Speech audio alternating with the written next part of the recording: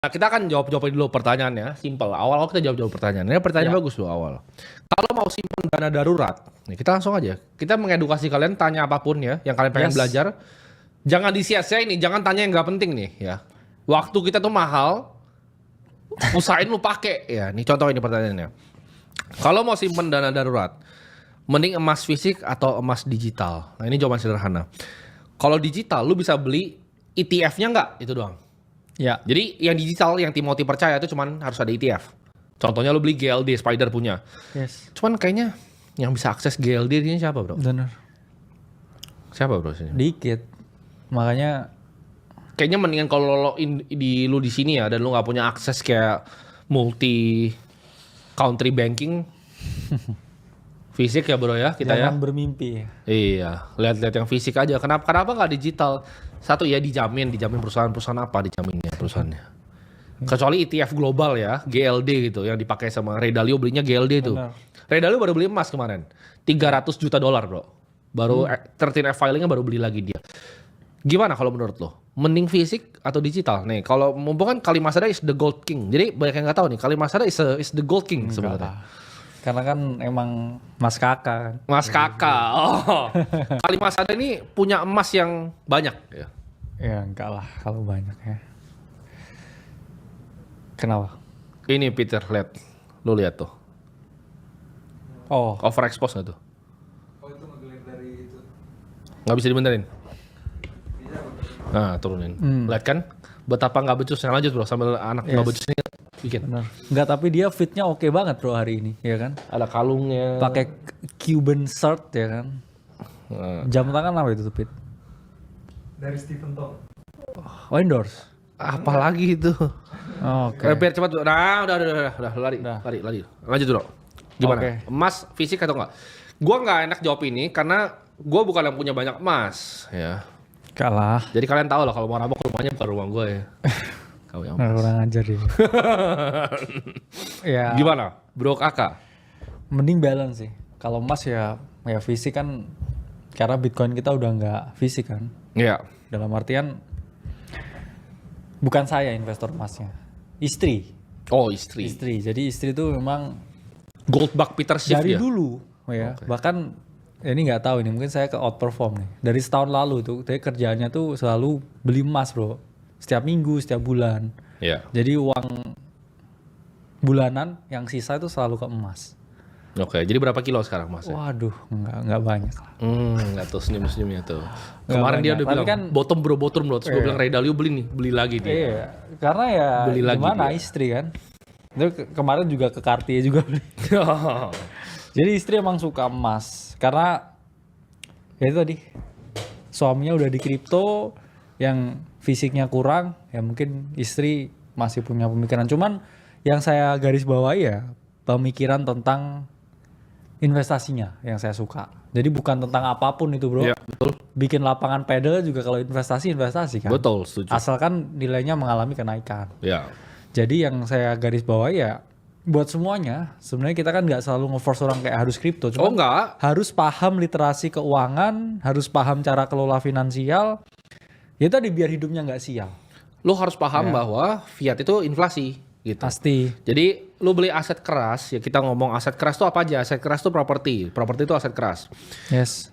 Lu makin banyak lu punya properti, ketika fiatnya melemah lu akan selalu diuntungkan, ya. Itu jadi satu, properti. Dua itu emas. Jadi kalau ada yang bilang dana darurat di emas itu salah atau enggak, walaupun emas itu bisa fluktuatif, yang sekarang tuh lagi turun, lagi koreksi. Cuman menurut gua sah-sah aja. Gimana kalau menurut lu? Ya koreksi 9% ya dari top. Yang mana kita bilang kan 3.500 area koreksi, dan sempat ya di around ya hampir 3.000 something ya. Cuman balik lagi, dalam jangka panjang kita tahu smart money masih banyak yang hoarding gold, dan itu mungkin jadi trade yang monetary trade lah saya lihatnya. Karena kan belinya Beberapa kalau hedge fund. gold ini, gimana cara naik turunnya gold? Gold tuh naik atau turun, kita bisa lihat dari jumlah pembelian central banking. Iya. Jadi kalau kita lihat seperti central bank di Cina, itu udah dari 3 tahun lalu, 3,5 tahun lalu, itu fokus untuk akumulasi gold teman-teman. Makanya Dalio di fundnya juga kemarin baru akumulasi ya gold. Iya. Jadi gold, fair, gue bukan pembenci gold, Yes. kita nggak against gold, dan menurut kita suka scarce desirable asset. Jadi Benar. aset yang langka dan diinginkan banyak orang. Nah, problemnya dengan gold gue cuma satu, bro. Iya. Ada inflasinya juga, tapi kecil. Biasanya terakhir tuh 1,2%. Jadi gold itu ada yang banyak bingungan. Kenapa gold bisa inflasi? Karena gold itu bisa ditambang, teman-teman. Yes. Ya kan? Bahkan banyak orang misalnya nge-front running gold dengan membeli perusahaan tambang gold ya. Gitu. Iya. Kalau misal di Indonesia kemarin kita lihat kan orang pada borong beli emas dari Antam, banyak yang akhirnya front running dengan beli saham Antamnya. Nah, itu bisa jadi play juga kalau misal teman-teman perhatikan baik-baik. Jadi gold itu adalah hedge yang paling lama ya di dunia ya. Ya benar. Salah satu investasi paling lama di dunia. Ya zaman Nabi mungkin ya. Iya. Pandangan tentang silver. Nah, gua tuh tipikal yang gak suka nomor 2, makanya gua nggak suka Ethereum. Ya kan? Gold, silver, Kena. Bitcoin, Ethereum. Gua nggak suka nomor 2, teman-teman. Kena. Gue selalu suka yang nomor 1. Jadi kalau ditanya Timothy akan invest ke silver nggak? Tidak pasti. Timothy akan invest ke komoditas yang lain selain gold nggak? Tidak. Gold mungkin belum, tapi gue belum ya. Gue ini bukan gold bug. Iya. Kalimantan ini gold bug. Karena kan kita selalu bilang ke teman-teman, boleh ya fokus kripto, tapi jangan full time kripto. Ya. Kenapa? Karena kita selalu melihat potensi market. Meskipun sekarang parabolik dan kita ada di sini sejak harganya masih 20.000 lah.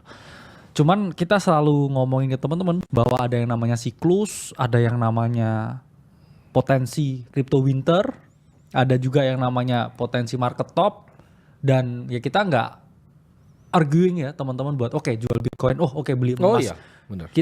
Kita edukator dan kita melihat ya kondisi sesuai dengan data, fakta, angka yang ada, dan kadang ya bro mungkin kita ngomong tentang suatu tesis atau suatu yang kita lakuin di dunia nyata, karena ya itu tadi scared and desirable asset, karena memang Bro Timothy ini kan juga koleksi lukisan juga kan, karena itu kan juga scarce juga dan langka ya, dan desirable, nggak semua orang punya aksesnya di sono. Iya betul. Jadi ya kita juga beberapa hal-hal yang limited ya, jam tangan juga limited faktanya. Dan jam tangan ya ini by index itu rata-rata ya kenaikan ya bro. Dunia itu 8%. Iya. Di merek-merek tertentu ya, tapi Rolex, Patek Philippe, AP, Richard Mille juga lagi naik sekarang. Nah tapi teman-teman harus bisa bedain nih. Makanya kan kata-katanya adalah personal finance kan. Makanya menurut gue saran keuangan itu nggak bisa di generalisir bro. Semua orang harus pakai style yang sama, itu menurut gue nggak bisa. Karena setiap orang tuh punya taraf investasi beda-beda dan di saat keuangan yang beda-beda. Contohnya, kayak gue sama bro kakak, kebutuhan kita beda gitu. Setuju. Kenapa porsi misalnya kripto gue bisa lebih besar dibanding porsi kriptonya bro kakak? Karena dia udah punya keluarga, udah punya anak.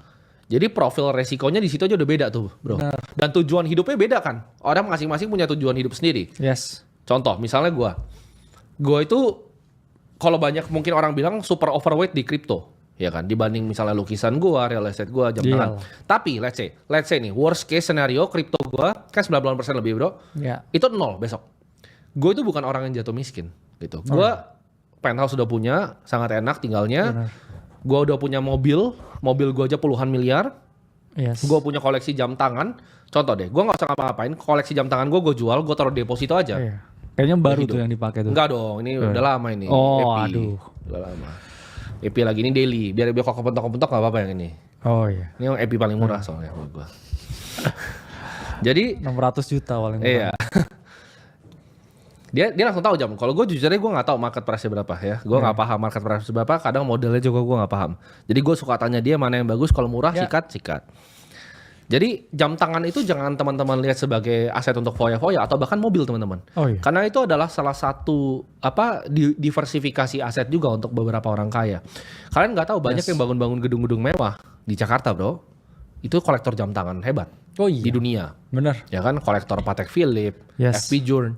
Itu banyak sekali teman-teman. Ya, jadi developer ternama yang kalian tahu tuh mereka kolektor jam.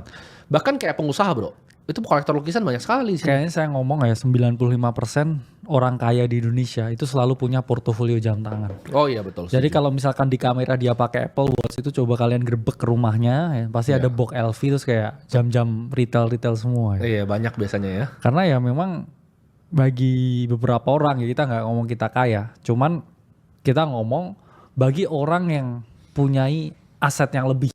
Iya. Jadi jam tangan itu bisa dijadikan salah satu, ya ini balik lagi ke dalam kita ngomongin personal finance juga. Karena teman-teman nanti kalau udah punya ratusan juta, se-M 2M, Ya itu menurut saya 10% ke jam tangan itu fine. Misalkan kamu punya duit Iya. liquid 2 miliar bro. Kayak beli Submariner aja menurut saya juga still a good diversification. Betul. Jadi Satu ya itu 10% dari harta kamu, dua juga bisa naik. kamu akan dipersif orang yang lebih oke ya sebenarnya. Kalau Iya. kamu pakai jam tangan yang serius daripada kamu cuma pakai Apple Watch. Ya. Dan investasi itu kalau ini ya bakal ini prinsip kita. Kalian bisa punya opini kalian sendiri. Tapi gue suka sesuatu yang langka, sesuatu yang langka dan Yes. sesuatu yang diinginkan banyak orang kaya. Nah Ya. kuncinya di sini. Jadi bukan cuma langka, tapi diinginkan banyak orang kaya. Diinginkan dan langka ya. Betul. Jadi diinginkannya bukan sama orang miskin. Bener. Contoh, properti kos-kosan itu diinginkan sama siapa? Orang miskin. Tapi kalau lu misalnya mall, itu diinginkan sama orang kaya. Mall tuh pasti perform lebih bagus dibanding lu bikin kos-kosan. Karena orang miskin pun quote unquote bisa beli kos-kosan. Tapi hanya orang beneran kaya yang bisa beli gedung, yang bisa beli mall, ya. Yang bisa beli penthouse gitu. Jadi itu adalah aset yang bisa ke depannya lumayan. Jadi kita bukan yang harus kayak lu 100% harus kripto. Kalau misalnya lu jagonya contoh, lu jagonya main villa bro, villa eksklusif di Bali, lu jago banget mainnya, lu tahu tanahnya murah, Ya. lu bisa jual silakan. Tapi menurut kita extra work aja.